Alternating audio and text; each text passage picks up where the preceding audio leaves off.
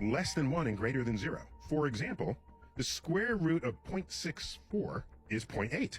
0.8 is bigger than 0.64, and it's a larger number than the original. And 0.64 squared equals 0.4096, a smaller number than the original, to the extent that the next 35 pages depends on your stated thesis. This fact undermines your claims and assumptions and conclusions. It's not about feelings here. It's about objective reality. So at the time, I considered Terrence a strong acquaintance, and we hung out a bit and had much exchange. We haven't spoken much since then. But go to page 2, and in here, he mentions people who he declares were persecuted because their vision exceeded the myopic view of their contemporaries. And he mentions Walter Russell, Nikola Tesla, John Keely, and many, many more. Regarding your list of people who have made brave sacrifices, I note that to be a genius is to be misunderstood, but to be misunderstood is not to be a genius. The work of Walter Russell, has eluded any experimental support, and the work of Keely is generally not reproducible. Science is about reproducibility. I can have the most brilliant, crazy, fun idea ever, and if I perform an experiment and no one else can duplicate that experiment, it belongs in the trash heap. It's me in my own world, thinking I have landed on an objective truth, when in fact I haven't. That's how science works, the reproducibility of results. As for the work of Tesla, much of it had very real value to physics and our understanding of electromagnetism. And that value is duly recognized by my community in the naming of a unit of electromagnetism after him. You can't get more badass than having a unit named after you. Newton has a unit named after him. For example, the metric unit of force is a Newton.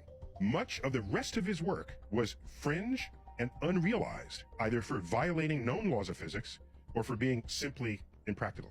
Just because you do some good stuff doesn't mean everything you ever did is going to be great. I will further affirm that just because an idea sounds crazy doesn't make it wrong. The system of research and publications in peer-reviewed journals has the capacity to spot crazy but true ideas, provided they're supporting by compelling arguments, and ultimately supported by experiments and observations.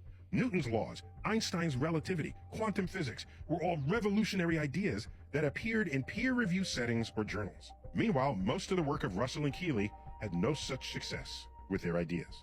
So I think on Rogan, Terrence said that I trashed those 3 researchers.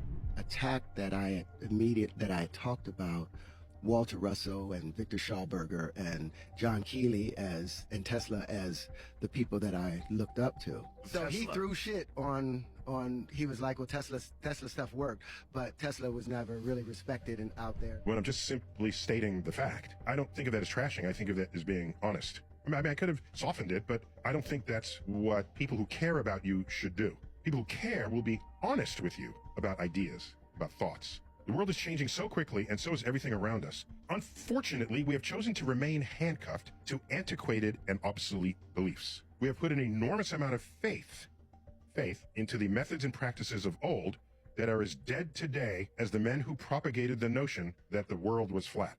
So I say here, regarding your world was flat reference, it's not widely appreciated that the idea of a flat earth predates the introduction and development of the methods and tools of science as we practice them today. Those processes date back to around 1600, coincident with the invention of the microscope and telescope.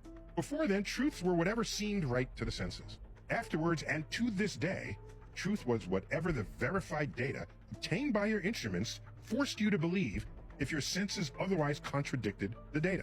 This fact means that there's no such misunderstanding on the scale of the flat earth in the era of modern science. And in multiple places throughout the treatise, he's attaching a number to a physical idea or a physical object. That idea goes way back, by the way. Go back to Pythagoras, famous for the Pythagorean theorem, which we all learned in 8th grade, was it, or 9th grade? Pythagoras was also a philosopher who tried to understand how things worked. He felt, among others in his group, that if you assign a number to something, the number can imbue that object with certain meaning and significance, which means that if you manipulate the numbers, that you gain insight into the objects themselves once you've assigned a number to it. There's a lot of that permeates this document. But it's a long disproven approach to the world. Again, there's nothing wrong with a failed idea. Now other people know to not do it, right? That has value. If we place a candle in front of a mirror, the measurement of light is doubled.